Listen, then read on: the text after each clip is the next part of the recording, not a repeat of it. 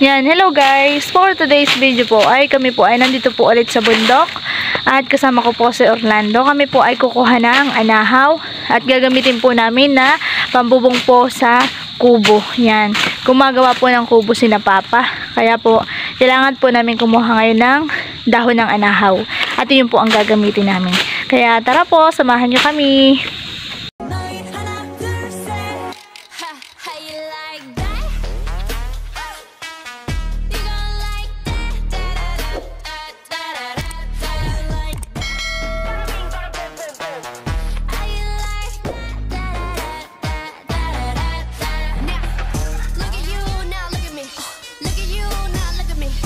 Yan po ay kami po ay naglalakad na papunta po dun sa anahawan.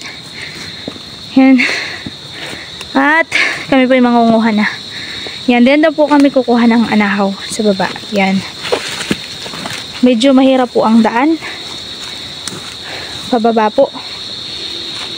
Upya. Kaya po kami ay nagbota. Ay madulas po at galing po sa tag-ulan. Ngayon lang po medyo gumanda-ganda ang panahon. Pero basa pa rin po ang lupa. Tinatabasan po ni Orlando yung aming dadaanan. Yan, na po si Orlando. Pakyat na po siya. Kuha na po siya ng dahon ng anahaw. Bali, ang kinukuha lang po niya ay yung pong mga gango lang po na dahon ng anahaw. Yan, kagaya po niyan. Para po mas matagal po ang itatagal po ng bubong kapag yung gango po ang kinuha. Yan, pinuputol po niya yung yung tangkay. At yan po yung matinik. Matinik po yan. Yan, kahit po yan ay medyo may brown na yan ganyan. Pwede pa rin po yan.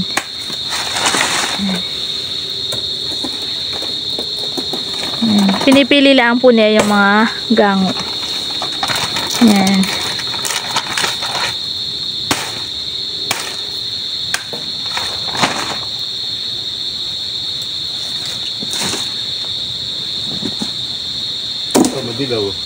Yan.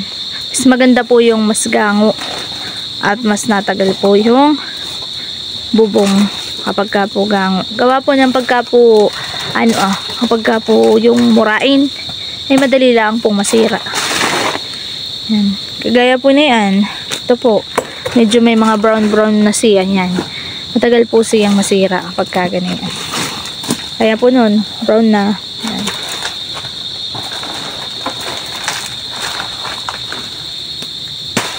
Yan. Tinatanggalan na din po niya ng tangkay at matinik po yung tangkay. Kaya po nito ito po. Yan po yung mga tinik niya. Ito po ito. Yan. Yan po yung mga tinik. Yan po yung mga tinik niya. Sobrang lalaki. Sobrang delikado po niyan. Kaya kailangan po namin tanggalin yan. Yan. Yan.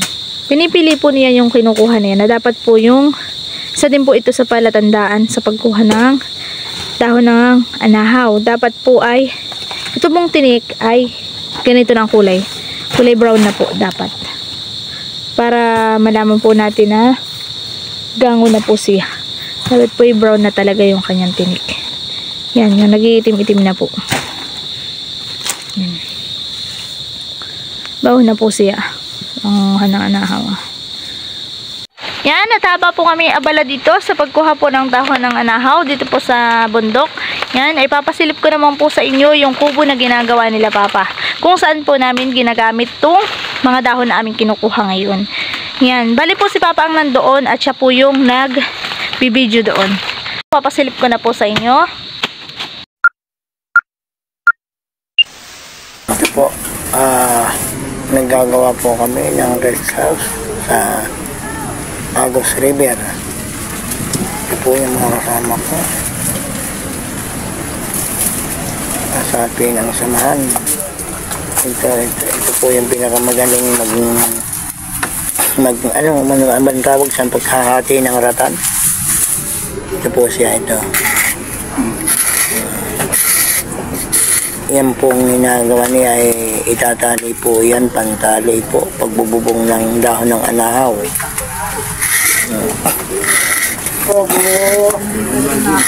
Yan po yan. Ito po ang aming nagawa. Nagawa namin ito yung rest house. Ito po yung dinadayo ng mga tourism sa mga turista. Dito sila po para makapunta sila dito sa Agos River.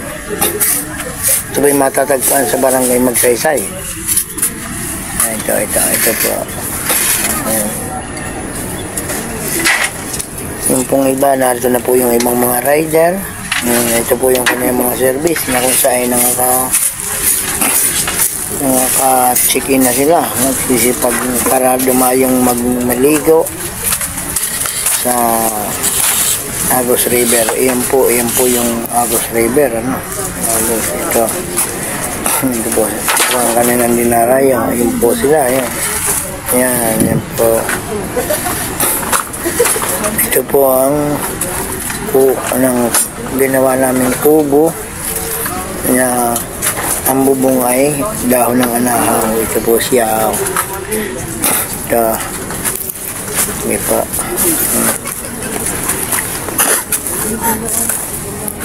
Ito po naman ay floating boat.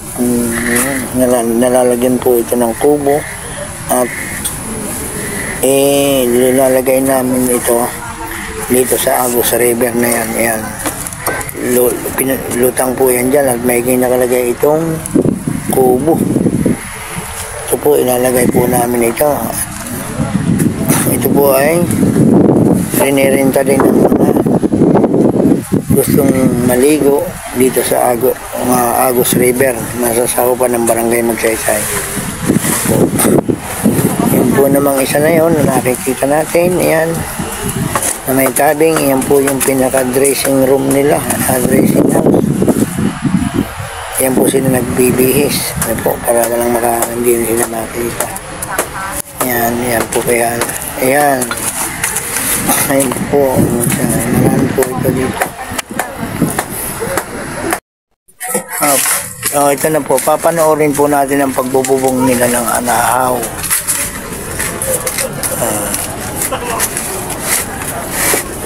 Ito po sa tao. Pag hindi po marunong, medyo mahirap ibubong yan kasi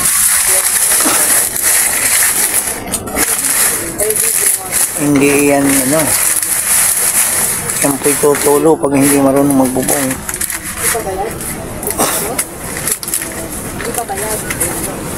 Iniipit po nila ang bawat kanto ng anahaw. Ito po. Mukhang mabilis yata itong helper mo, manager.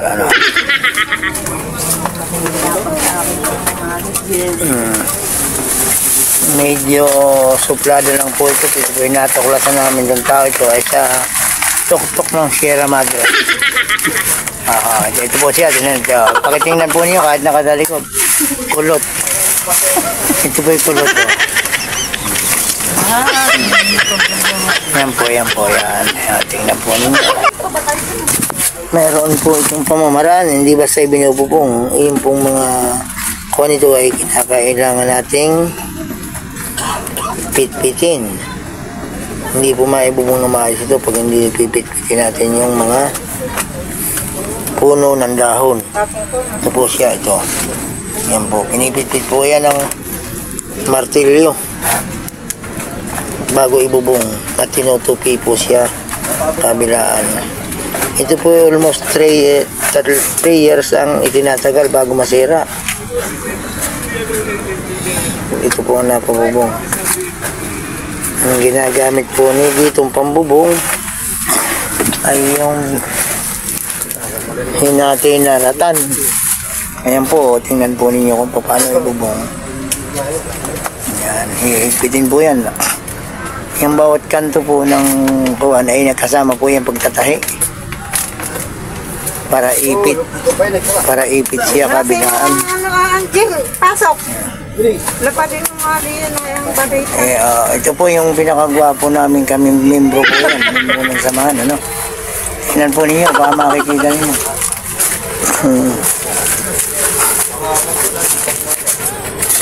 Ito po naman yung aming pinaka tagabuo ng cottage. Ano? Ito yung aming pinaka foreman. Ito. May hawak ng lagari na ito. Yan, bali okay na po. Tapos na po kami doon. And pagpasensyahan na po pala ninyo yung video ni Papa doon sa kabila. At hindi ko po siya nasabihan na dapat po ay paganito ang yan, tatalian na po ni Orlando. Gumawa na po siya ng ipunan ng dahon ng anahaw. Yan. Tatalian na po niya. Meron po siyang kahoy na itinusok. Ito po. Ito po yung kahoy na itinusok na yan. Yan. Tinusok po niya yan sa baba.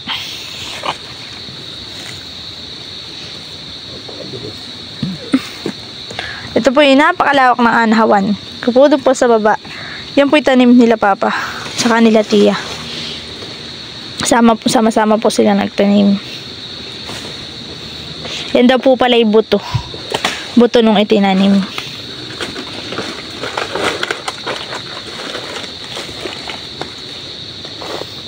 Yan, ganun po pala yung ginagawa niya. Binabalot po niya ng ganun.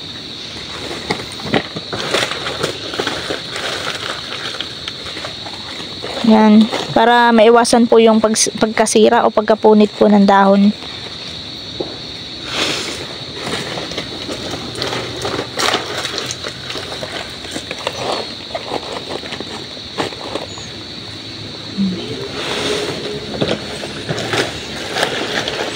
Iisa-isahin pa po niya yan.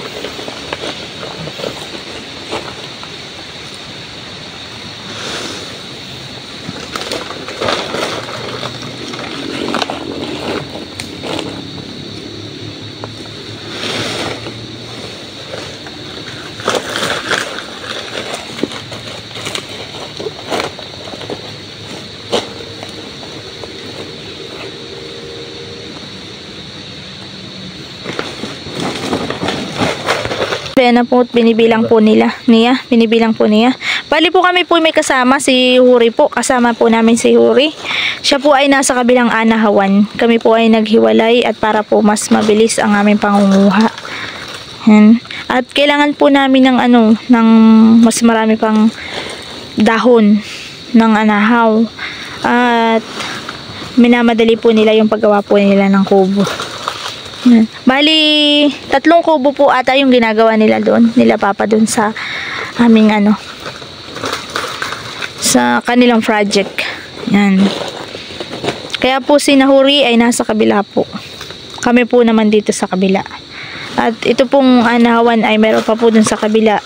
Medyo malawak po ito kaya naghiwalay po muna kami.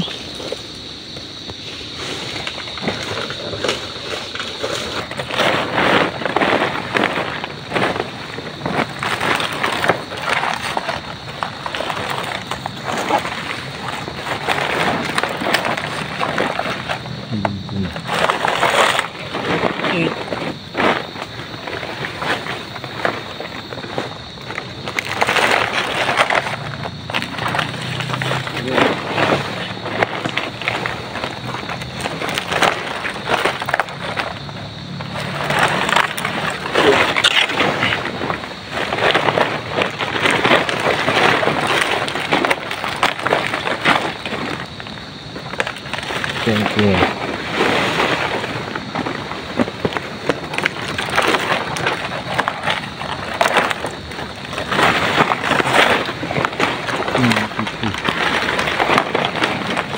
Paganto na. Hindi pa. Paganto.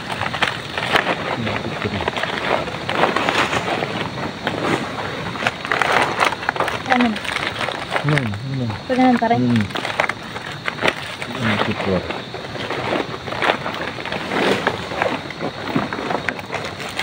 Ang sinala. 25.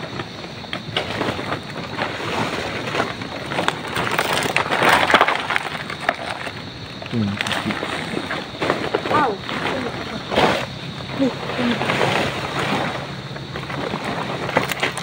Gamit ang mga anak ko.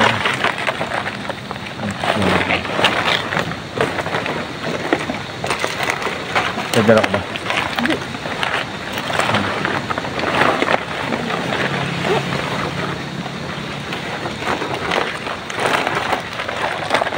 Oh, dinig ko. Isa na lang. Tama na 30. Ano ko? Ah, 50. Tama na. 50. Ah, 50 na. ah. Okay. Okay. Yan. 50. Hindi ako makikialam. Kaya mo yan. Ganun lang oh. Tinan mo oh. Oh. Sige, ganun mo. Oh. Tinan mo. Hanggang sa maigit na siya pag mahigpit na. Nagalaw pa eh.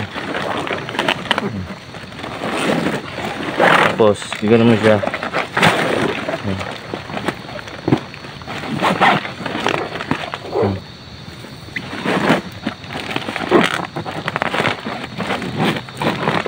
Ano na?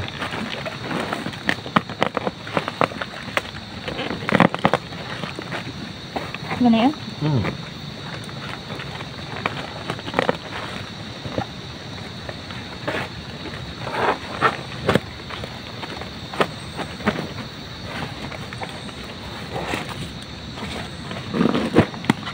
Hindi, ingatan mo na itong panalim.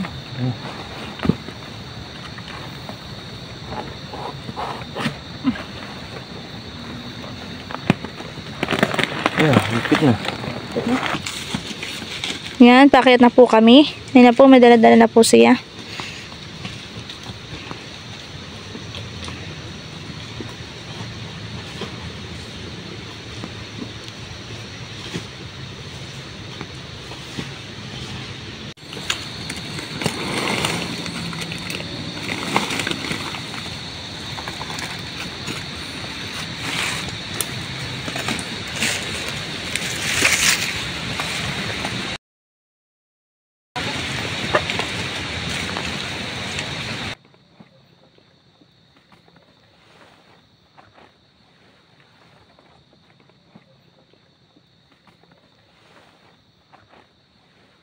Yan, dito na po kami.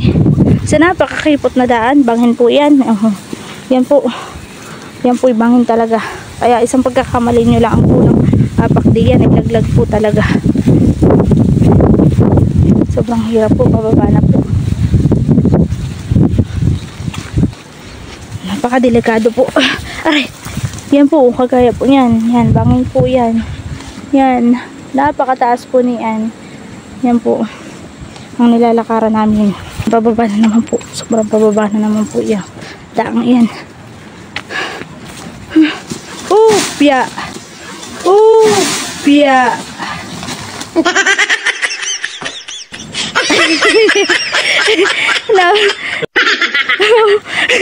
Napakadulas. Sabi ko sa'yo, dandahan kay. Buti di ka natuloy. Tulos eh.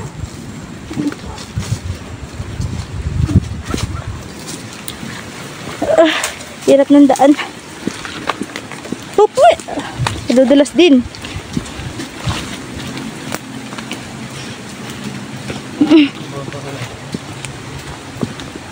Pero hirap ng daan po.